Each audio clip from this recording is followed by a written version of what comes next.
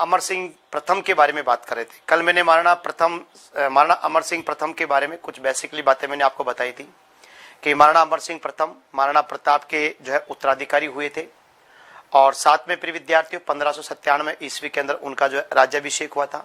उनके पिता का नाम महाराणा प्रताप और उनकी माता का नाम जो था अजबदेव पंवार था।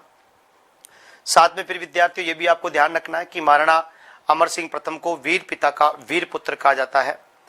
कब महाराणा प्रताप के बाद में जो अमर सिंह प्रथम शासक बने तो उनके दो मंत्री मैंने बताए थे, एक का नाम था शुभकरण और एक का नाम था हरिदास झाला। महाराणा अमर सिंह प्रथम के बेटे हुए, उनका नाम था कर्ण सिंह आपके।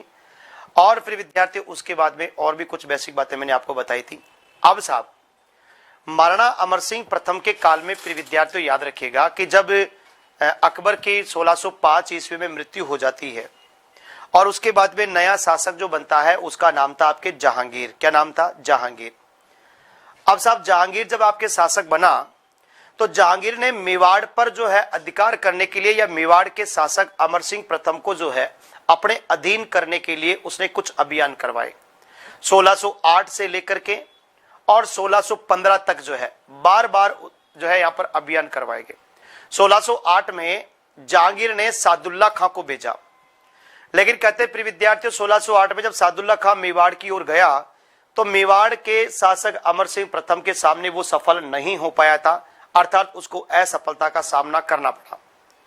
फिर उसके बाद में सादुल्ला खां जब परास्त हो गया था या असफल हो गया था, उसके बाद में फिर उसने एक और सेनापति भेजा 1610 में, वो भी आपके असफल हो गया। यामीन या मान के चलिए आप 1613 के अंदर खुद जहांगीर सफल क्या अभियान करने के लिए गया, लेकिन प्रिय विद्यार्थियों जहांगीर भी 1613 के अंदर असफल होकर के आता है, यानी जहांगीर के पास में कोई और रास्ता अब बचा नहीं था। तब प्रिय विद्यार्थियों ऐसा कहते हैं कि साहब अब जहांगीर ने मेवाड़ के लिए जो है 2 साल के लिए नियुक्ति कर दी खुर्रम की, यानी उसके पुत्र शाहजहां की, और ये कह दिया कि चाहे कुछ भी हो, साम दाम दंड भेद कैसे भी हो, लेकिन मेवाड़ के महाराणा को मुगलों के अधीन आना होगा।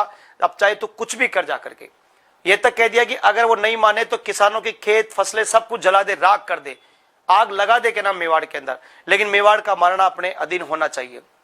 प्रिय विद्यार्थियों खुर्रम यानी शाहजहां जो मेवाड़ अभियान पर गया 1613 में और 1615 तक वो मेवाड़ अभियान पर रहा, 2 साल तक उसने प्रयास किए। कहते कि खुर्रम ने जो अमर सिंह प्रथम के पुत्र थे कर्ण सिंह, कहते कर्ण सिंह के और खुर्रम के थोड़ी ठीक ठाक मित्रता थी, अच्छी बनती थी दोनों के बीच में। तब ऐसा कहा जाता है कि खुर्रम ने कर्ण सिंह को समझाया कि तेरे पिता को जाके बोल, क्योंकि मेरे पिता मानने वाला नहीं है, मुझे मेवाड़ पर कुछ ना कुछ करना पड़ेगा, इसलिए तेरे पिताजी को बोल दे कि वो हमारी अधीनता स्वीकार कर ले, सम्मानजनक हम उनसे संधि करेंगे, लेकिन उनको अधीनता स्वीकार करनी होगी, और अगर नहीं माने तो हम क्या करेंगे, हम मेवाड़ में आग लगा देंगे, किसानों की फसलों में आग लगा देंगे। अब प्रिय विद्यार्थियों कर्ण सिंह के पास जब ये सूचना पहुंची तो कर्ण सिंह ने अपने मंत्रियों को बताया, यानी कि अमर सिंह के मंत्रियों को बताया, और 2 मंत्री बड़े प्रसिद्ध रहे, शुभकर्ण और हरिदास झाला। कहा जाता है प्रिय विद्यार्थियों यहां पर कि अमर सिंह प्रथम के पुत्र कर्ण सिंह और मंत्री हरिदास झाला और शुभकर्ण जो थे, इन तीनों ने यहां पर महाराणा अमर सिंह पर दबाव बनाना प्रारंभ किया और ये कहा कि अब संधि करनी पड़ेगी, अपने पास और कोई रास्ता नहीं है। और इस प्रकार प्रिय विद्यार्थियों 5 फरवरी 1615 ईस्वी को पहली मुगल मेवाड़ संधि यहां पर होती है। महाराणा अमर सिंह प्रथम और खुर्रम उर्फ यानी शाहजहां के बीच में यह संधि हुई जहांगीर के काल के अंदर, याद रखना, क्योंकि जहांगीर मुगल शासक है, उसका बेटा खुर्रम जो है वो उसका उत्तराधिकारी था। कहा जाता है प्रिय विद्यार्थी यहां पर जब संधि हुई तो संधि में मेवाड़ की ओर से शर्त रखी गई, मेवाड़ के महाराणा ने शर्त रखी अपनी। पहली शर्त रखी कि मेवाड़ का महाराणा कभी भी मुगल दरबार में उपस्थित नहीं होगा, इस शर्त को स्वीकार कर ली गई।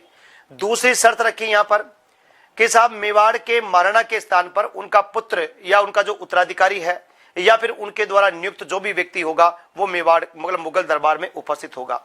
साथ में प्रिय विद्यार्थियों मेवाड़ के महाराणा को 5000 का मनसब दिया गया, अर्थात कर्ण सिंह को जो है 5000 का यहां पर क्या मिला, मनसब यहां पर मिलता है। अब साहब इस प्रकार से संधि हो गई। फिर उधर अमर सिंह प्रथम ने कहा कि मेवाड़ रियासत कभी भी मुगलों के साथ में किसी भी प्रकार का जो है कोई विवाह विच्छेद विवाह संबंध यहां पर नहीं बनाएगा, ये भी बात ध्यान रखिएगा। इस प्रकार से आप सम्मानजनक शर्तों के साथ में मेवाड़ के महाराणा अमर सिंह प्रथम ने 5 फरवरी 1615 ईस्वी को संधि की। मुगलों ने एक संधि और रखी, यहां पर एक शर्त कही कि भाई मेवाड़ के महाराणा को चित्तौड़गढ़ दुर्ग दे दिया जाएगा, लेकिन मेवाड़ का महाराणा यह ध्यान रखे चित्तौड़गढ़ दुर्ग में किसी भी प्रकार का कोई निर्माण कार्य या मरम्मत का कार्य नहीं करवाए।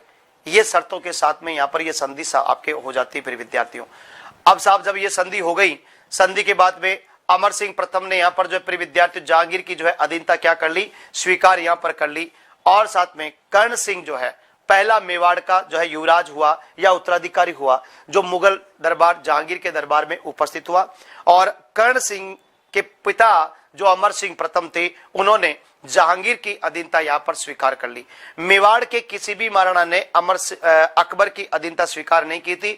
मुगलों की अधीनता या जहांगीर की अधीनता स्वीकार की तो वो थे कौन, अमर सिंह प्रथम थे। आपके ये बात ध्यान रखना है। प्रिय विद्यार्थियों, इस संधि के माध्यम से वो टेंशन में रह गए। अमर सिंह प्रथम को टेंशन होने लगी कि ये मैंने क्या कर दिया, मेरे दादाजी ने, मेरे पापा ने, यानी मेरे जो पिताश्री थे, उन्होंने अधीनता स्वीकार नहीं की, लेकिन मुझे अधीनता स्वीकार करनी पड़ी। तो टेंशन में हुए और 1620 के अंदर अमर सिंह प्रथम की क्या हो जाती है, मृत्यु हो जाती है। और अमर सिंह प्रथम की मृत्यु के बाद में उनका जो पुत्र है, और पुत्र का नाम था कर्ण सिंह। कर्ण सिंह जो है प्रिय विद्यार्थी मेवाड़ का क्या बनता है, शासक यहां पर बनता है। तो ये आपके थोड़ी सी अमर सिंह की बातें थी, वो मैंने आपको यहां पर समझा दी है।